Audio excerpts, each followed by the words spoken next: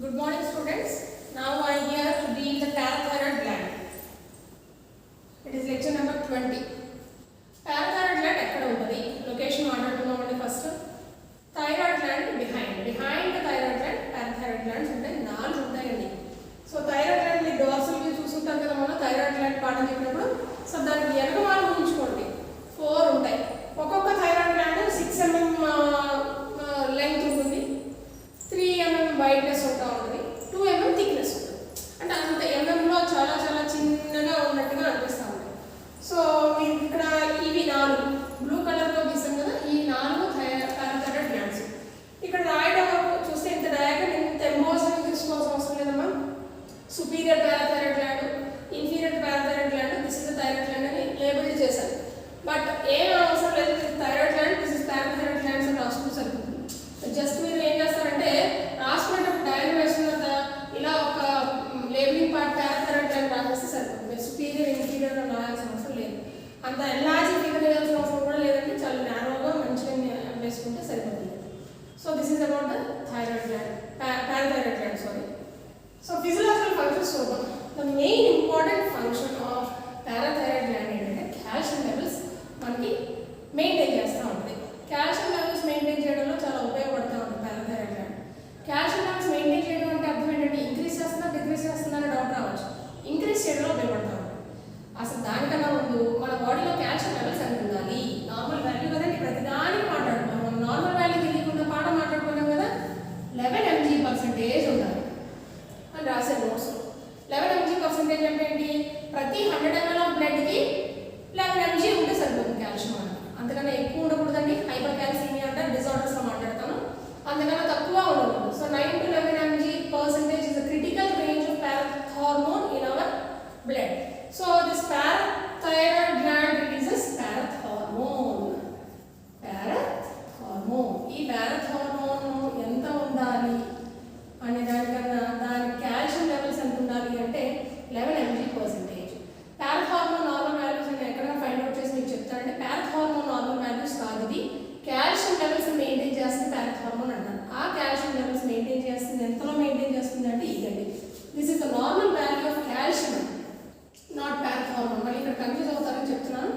Normal value of parathormone కావాలంటే ఒకసారి I will refer it and give it you. So physiological functions చూద్దాం. Physiological functions of parathormone is to increase the calcium levels. Calcium levels మన బాడీలో 3 రకాలుగా increase చేయగలం. ఒకటి bones నుంచి కాల్షియంని resort చేయగలం మాట. ఒక బోన్ ఉందనుకుందాం, ఫర్ ఎగ్జాంపుల్ సే నేను ఒక బోన్ గీస్తాను. సో బోన్ స్ట్రక్చర్ గీసాను అనుకుందాం. ఈ బోన్లో మనకి ఎపిఫైసిస్, షాఫ్ట్ అంటారు కదా. మనం ఎపిఫైసిస్ అనేది హెడ్ ఆఫ్ ద బోన్ మాట్లాడుకుంటే షాఫ్ట్. ఈ షాఫ్ట్కి ఏ బోన్ యూస్ తీసుకో, అది ఎపిఫైసిస్ షాఫ్ట్ అని ఫిజియాలజీ బోన్ ఇప్పుడు మాట్లాడలేదు. ప్రతి బోన్ మీద 2 రకాల సెల్స్ ఉంటాయి, ఆస్టియోబ్లాస్ట్, ఆస్టియోక్లాస్ట్. ఆస్టియో అంటే ఎక్కడన్నా మీకు అది బోన్ అని అర్థం, బోన్ సెల్ అని అర్థం. Renal cell, hepatic cell. Renal cell అంటే కిడ్నీ అని మాట్లాడుకుంటాం, హెపాటిక్ సెల్ అంటే నువ్వు లివర్ గురించి మాట్లాడుతున్నట్టు అర్థం. అలా ఆస్టియో అని ఎక్కడైనా వచ్చిన నీకు ఆ సందర్భం అది బోన్ సెల్ అని మాట్లాడతాం. సో బోన్ సెల్స్ మనకు 2 రకాలుగా ఉంటాయి. సెల్ అంటే ఏంటంటే సైట్ అని మాట్లాడుకోవచ్చు కదా, ఆస్టియోసైట్స్ అండ్ ఆస్టియోబ్లాస్ట్ అని 2 రకాల సెల్స్ ఉంటాయి బోన్ మీద. సో ఆ బోన్కి సెల్ ఉందంటే నేను ఫస్ట్ మీకు హార్మోన్ రిసెప్టర్ కాంప్లెక్స్ బైండ్ అవుతుంది అని చెప్పాను కదా. ఈ హార్మోన్ రిసెప్టర్ కాంప్లెక్స్ ప్రతి బోన్ మీద రిసెప్టార్స్ ఉంటాయి for the binding of parathormone. Say this is parathormone, this is the parathormone which is binding of the receptor of the cell of the osteoblast or osteocyte. Bone మీద osteocyte కానీ osteoblast కానీ 2 cells ఉంటే దాని మీద ఉన్న receptor మీద parathormone bind అవుతుంది. Bind అయినప్పుడు బోన్ మీద ఉన్న కాల్షియం బయటకు వస్తుంది. సరే, దీనికన్నా ముందు వచ్చిన కదా చెప్తాను నేను. బోన్ మీద మనకి ఎప్పుడైనా కాల్షియం డిపాజిట్ అవుతూ ఉంటుందండి, under the influence of calcium metabolism. నేను అది తర్వాత మాట్లాడతానండి. కాల్షియం మెటబాలిజంలో మనకి ఎప్పుడు బోన్ మీద కాల్షియం అల్టిమేటంగా ఎప్పుడూ డిపాజిట్ అవుతూనే ఉంటుంది. దాన్ని మినరలైజేషన్ ఆఫ్ బోన్ అంటారు. కాల్షియం కంటిన్యూస్గా మనకి బోన్ మీద డిపాజిట్ అవుతుంది కాబట్టి మన బోన్స్ అన్ని దృఢంగా ఉంటున్నాయి. ఆ మినరలైజేషన్ ఆఫ్ బోన్ అనేది ఒక పద్ధతి కాకుండా ఇంకా ఎక్సెసివ్గా కనుక వెళ్ళిపోతే ఖచ్చితంగా బోన్స్ అన్ని పెడుసుగా అయిపోతాయి, ఫ్రెజైల్ అంటారు. ఆ పెడుసుగా అయిపోతే బోన్స్ అన్ని మనకి ఎక్కడ పడితే అక్కడ ఫ్రాక్చర్స్ అయిపోతూ ఉంటాయండి.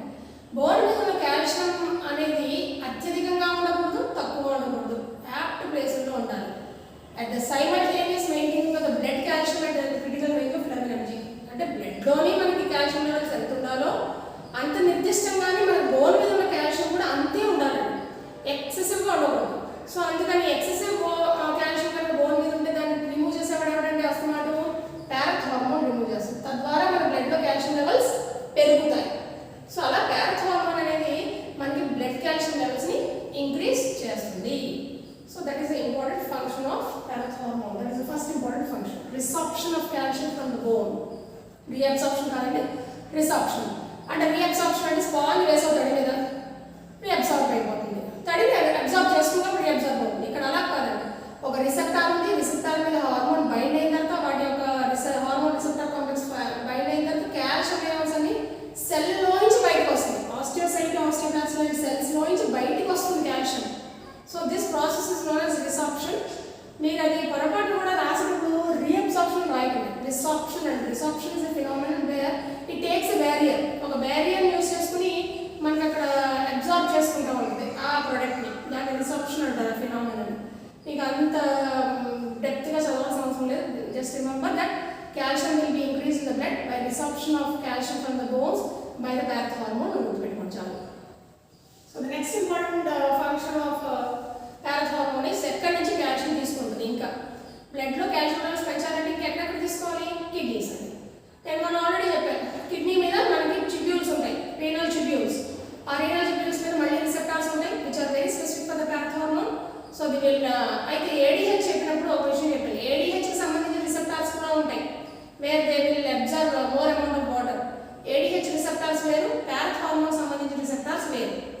అయితే అన్ని సెల్స్ మీద వేరే వేరే రిసెప్టార్స్ ఉంటాయంటే ఖచ్చితంగా ఉంటాయండి. అన్ని సెల్స్ మీద వాటికి సంబంధించిన స్పెసిఫిక్ హార్మోన్ రిసెప్టార్సే ఉంటాయి. ఇప్పుడు ADH విషయం పక్కన పెడితే parathormone సంబంధించిన రిసెప్టార్స్ ఉంటాయి రీనల్ ట్యూబ్యూల్ మీద. ఆ రిసెప్టార్ మీద parathormone బైండ్ అయిన వెంటనే మన కాల్షియం అనేది ఎక్స్క్రీట్ అయిపోతా ఉంటుంది కానీ బ్లడ్ ద్వారా యూరిన్ కూడా ఎక్స్క్రీట్ అయిపోతా ఉంటుంది. అది ఎక్స్క్రీట్ అవ్వకుండా కాల్షియం అనేది మళ్ళీ మనకి కిడ్నీ ట్యూబ్యూల్స్ ద్వారా బ్లడ్ లో వచ్చి కలుస్తూ ఉంటుంది along with magnesium and other ions. Magnesium ions తో పాటు మిగతా అయాన్స్ తో పాటు కాల్షియం అనేది రీఅబ్జార్బ్ అవుతుంది. కాల్షియం అనేది కిడ్నీ గుండా యూరిన్ లోకి వెళ్ళకూడదు, వెళ్ళదు. So that duty is performed by parathormone by reabsorbing all the calcium from the renal tubules back into the blood, thereby maintaining the critical range of 11 mg/% calcium level maintenance. So the next important function అంటే తింటున్నాం, మంచిగా భోజనం చేస్తాం కదండి, calcium ఉండే food తీసుకుంటాం. Whatever it may be, in the form of milk కానీ లేకపోతే in the form of food కానీ తీసుకుంటాం. కాల్షియం కరెక్ట్గా మనం రీఅబ్జార్బ్ చేసుకుంటుంది గ్యాస్ట్రోఇంటెస్టైనల్ ట్రాక్ట్ ద్వారా అంటే parathormone రీఅబ్జార్బ్ చేసుకునేలా చేస్తుంది. దానికి ఒక కథ చెప్తాను వినండి. మనకి బ్లడ్లో వైటమిన్ డి ఉంటుందండి, వైటమిన్ డి. D2, D3 రెండు ఫార్మ్స్ ఉంటాయి. D2 ఫార్మ్ ని 1,2,5 డైహైడ్రాక్సీకోలికాల్సిఫెరాల్ అంటారు. Dihydroxycholecalciferol, vitamin D2 is nothing but dihydroxycholecalciferol. ఈ 1,2 డైహైడ్రాక్సీకోలికాల్సిఫెరాల్ షార్ట్ గా వైటమిన్ డి అని మాట్లాడుకోవచ్చు. వైటమిన్ డి అనేది యాక్టివేట్ అవుతూ ఉండాలి మన బ్లడ్ లో. అవుతుంది అంటే దానికి సోర్స్ ఆఫ్ ఎనర్జీ ఎవరు అంటే సన్లైట్ అనేది. D3 ఫామ్ లో ఉంటుంది, D2 కింద మారాలి అంటే అది అలా యాక్టివేటెడ్ ఫామ్ లో మారాలి అంటే సన్లైట్. అయితే అందరూ సన్లైట్ లో ఎక్స్పోజ్ అవుతూ కూర్చోలేదు కదండి. So parathormone does this job అనమాట. parathormone ఏం చేస్తూ ఉంటుందంటే కాల్షియం రీఅబ్జార్బ్ చేయడానికి ఉపయోగపడతా ఉంటుంది. కాల్షియం రీఅబ్జార్బ్ చేయడం కన్నా కూడా ముందు ఇట్ ఇంక్రీజెస్ వైటమిన్ డి. దీని యొక్క రోల్ ఏంటి అంటే వైటమిన్ డి ఎప్పుడైతే ఇంక్రీజ్ అయిందో ఆబ్వియస్గా కాల్షియం అయాన్స్ కూడా యాక్టివేట్ అవుతాయి. కాల్షియం అయాన్స్ ని అబ్జర్వ్ చేసుకునే కెపాసిటీ ఉంటుందంటే మనకి ఎప్పుడైతే వైటమిన్ డి పుష్కలంగా ఉంటుందో మన బ్లడ్లో వెంటనే కాల్షియం అయాన్స్ కూడా మనకి ఇంక్రీజ్ అవుతూ ఉంటాయి బ్లడ్లో. So this duty is done by the parathormone directly and indirectly. అంటే డైరెక్ట్గా కాల్షియం అయాన్స్ అబ్జర్వ్ చేసుకుంటుంది గ్యాస్ట్రోఇంటెస్టైనల్ ట్రాక్ట్ ద్వారా. లేకపోతే అంటే మనం తీసుకున్న ఫుడ్లో కాల్షియం ఉందనుకోండి డైరెక్ట్గా అబ్జర్వ్ చేసుకున్నది గ్యాస్ట్రోఇంటెస్టైనల్ ట్రాక్ట్ ద్వారా. లేదు, నువ్వు తీసుకున్న ఫుడ్లో కాల్షియం లేదు అనుకుంటే మన బ్లడ్లో ఉన్న వైటమిన్ D2ని యాక్టివేట్ చేసి ఆ తర్వాత దాని ద్వారా కాల్షియంని ఇంక్రీజ్ చేసుకునేలా చేసుకుంటా ఉంటాం బ్లడ్లో. Hope so I'm clear. Vitamin D is activated by the hormone where it increases the calcium levels. Justify this answer అని ఒక క్వశ్చన్ పేపర్లో రాశాడండి. సో కాల్షియం అయాన్స్ మన బ్లడ్లో పెరగాలి అంటే వైటమిన్ D పుష్కలంగా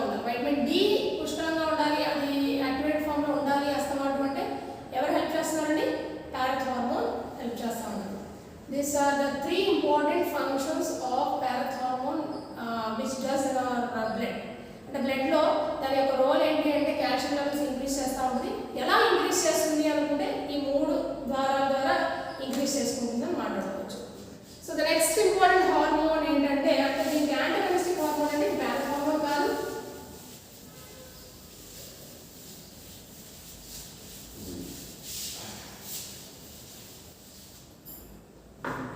calcitonin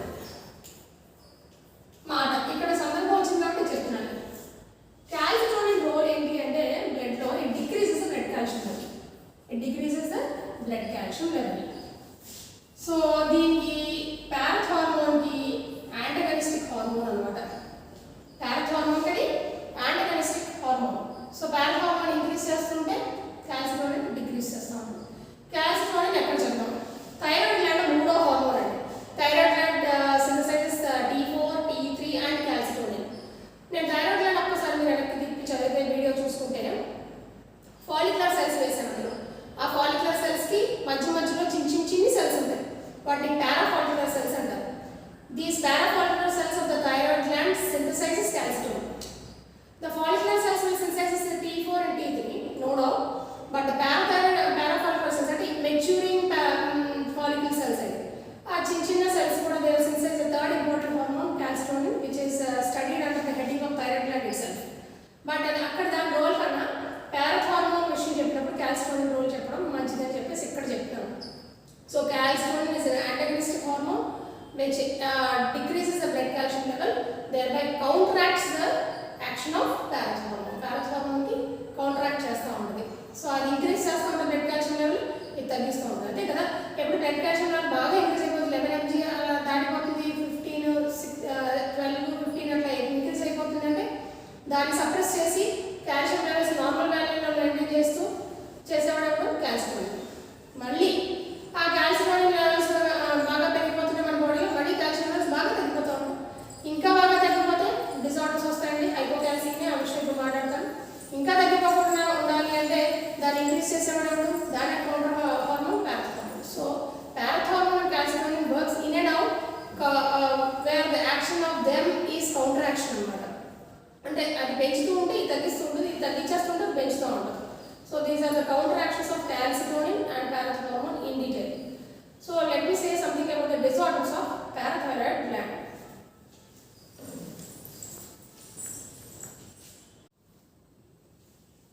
If you see the disorders of parathyroid gland, two types of disorders మాట్లాడుకోవచ్చు. హైపోసెక్రేషన్, హైపోసెక్రేషన్. ఇప్పుడు ఈ క్లాస్ లో నేను హైపోసెక్రేషన్ గురించి మాట్లాడతాను.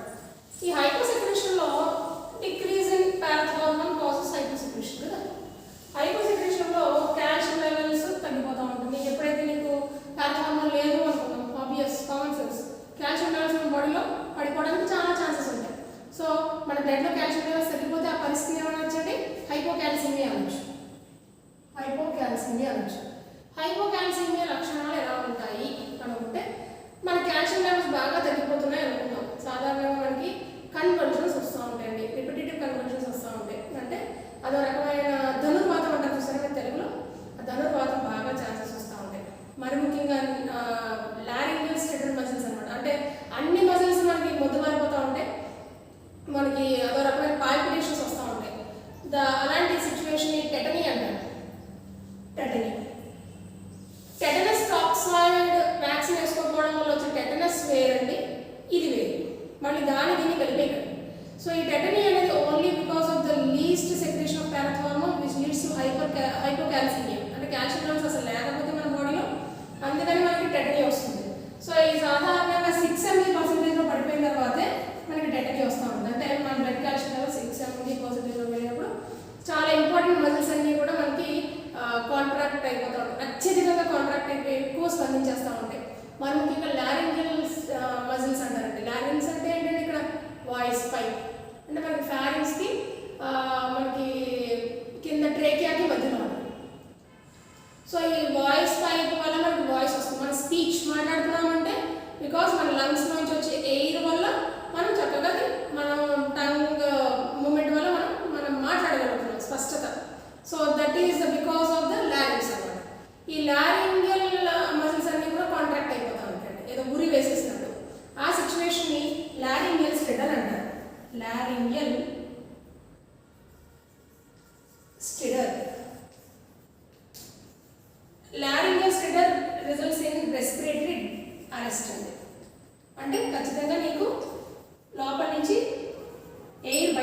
body, which leads to death. So మనం ఎప్పుడైనా ఇక్కడ గట్టిగా పట్టేసుకుంటే మనకు కూడా రెస్పిరేటరీ అరెస్ట్ వస్తుంది, లీడ్స్ టు డెత్. సో ఈ సిచ్యువేషన్ ఎప్పుడు వస్తుంది అంటే నువ్వు బాగా ధనుర్వాతానికి గురైనప్పుడు. టెటనీ అంటే సాధారణంగా ధనుర్వాతం టెటనస్ వేరండి, అది మొత్తం అన్ని మజిల్స్ విపరీతంగా కాంట్రాక్ట్ అయిపోతూ ఉంటాయి. పారాథార్మోన్ వల్ల వచ్చే హైపోకాల్సిమియా వల్ల వచ్చేది మాత్రం లారింజియల్ మజిల్స్ ఎక్కువగా కాంట్రాక్షన్ గురవుతూ ఉంటాయి. That is called as laryngeal stutter. It leads to respiratory arrest and death. So the next important disorder is hypercalcemia. మనం బ్లడ్ లో కాల్షియం లెవెల్స్ పెరుగుతాయి. ఎందుకు పెరుగుతాయి? పారాథార్మోన్ ఎక్కువగా రిలీజ్ అయిపోతూ ఉంటుంది మన బాడీలో. దేర్ ఆర్ ఛాన్సెస్ ట్యూమర్స్ ఎక్కువగా ఉన్నా పారాథార్మోన్ ఎక్కువగా రిలీజ్ అవుతూ ఉంటుంది. So that leads to calcium levels, increased calcium levels. So that disease is known as, or disorder is known as hypercalcemia. Hypercalcemia ఉన్న వాళ్ళలో పెద్ద ప్రాబ్లమ్స్ డెత్ వరకు వెళ్ళిపోయే సిచ్యువేషన్స్ ఏముంటాయంటే, సో సాధారణంగా వాళ్ళకి ఏమొస్తూ ఉంటుందంటే నర్వస్ సిస్టమ్ కరెక్ట్గా కోఆర్డినేట్ అవ్వదు, చాలా లీస్ట్గా. ఇక ఎక్కడో స్టిమ్యులేషన్ వచ్చింది, ఆ స్టిమ్యులేషన్ వెంటనే చెప్పడం ఉంటుంది, within the seconds are fraction of second ఆ స్టిమ్యులేషన్ చెప్పడం ఉండదండి, డిప్రెషన్గా చెప్తా ఉంటాడు. ఆ నర్వస్ సిస్టమ్ అనేది సరిగ్గా స్పందించదు, స్టిమ్యులేషన్ ఎఫెక్ట్స్ ఉండవు. ఆబ్వియస్గా దాన్ని ఏమనొచ్చండి, sluggishness in the reflex actions. Reflex actions అంటే ఏంటండి, కింద ఎక్కడో చేయకుండడం, లేకపోతే స్కార్పియన్ పుట్టిందనుకున్నాం ఫర్ ఎగ్జాంపుల్, వెంటనే దాన్ని రిఫ్లెక్స్ అవుతున్నాం, దాన్ని స్పందిస్తున్నాం, దాన్ని చంపడమో దాన్ని తోసేయడం, ఫ్లైట్ అండ్ ఫైట్ యాక్షన్స్ అంటారు. ఈ ఫ్లైట్ అండ్ ఫైట్ వచ్చినప్పుడు నేను ఇంకా క్లారిటీ చెప్తాను మీకు. ఇంకా ఫైట్ అండ్ ఫ్లైట్ హార్మోన్ ఉంటుంది, అడ్రినల్ కార్టికోస్టెరాయిడ్స్ చెప్పినప్పుడు అప్పుడు ఇంకా క్లియర్గా చెప్తాం. అది వాటి రిఫ్లెక్స్ యాక్షన్స్ అంటాం. ఆ రిఫ్లెక్స్ యాక్షన్స్ అనేవి వీళ్ళు సరిగ్గా చూపించలేదు. సో ఎందుకు నర్వస్ సిస్టమ్ సరిగ్గా స్పందించదు? ఆబ్వియస్గా రిఫ్లెక్స్ యాక్షన్స్ అనేవి నత్తనడుగు నడుస్తూ ఉంటాయి. Sluggishness in the reflex actions. వాళ్ళకి యూజువల్గా ఆకలి ఉండదు, constipation problem is obvious. So these are the important symptoms of hypercalcaemia. So అయితే ఈ హైపర్కాల్సిమియాలో మనకి ఎప్పుడు సిచ్యువేషన్ వస్తూ ఉంటుందంటే కాల్షియం లెవెల్స్ 12 mg% పెరిగినప్పుడు, అంటే ఇంచుమించుగా 12 mg% వచ్చినప్పుడు ఇలాంటి రిఫ్లెక్స్ యాక్షన్స్ రావడం, అంటే స్లగిషన్స్ రావడం, అసలు నర్వస్ స్పందించకపోవడం, నర్వస్ సిస్టమ్ మొత్తం స్పందించకపోవడం జరుగుతూ ఉంటుంది. Condition may become legal if the blood calcium level reaches 15 mg% అండి. అప్పుడు కూడా కన్వర్జన్స్ వస్తారు, కానీ డెత్ వరకు వెళ్ళిపోయి ఛాన్సెస్ చాలా తక్కువగా ఉంటాయి. సో అప్పటికే మనకి తెలిసిపోతూ ఉంటుంది కాబట్టి they go in to the treatment. But ఇది టైం ఇవ్వదు. 6 mg% పడిపోవడం ఒక్కసారి జరుగుతూ ఉంటుంది, పారాథార్మోన్ ఉండకపోవడం వల్ల వెంటనే లీగల్ అయిపోతూ ఉంటుంది కేసు. ఈ సిచ్యువేషన్స్ అనేవి టైం ఇస్తూ ఉంటుంది. They may be susceptions to hyper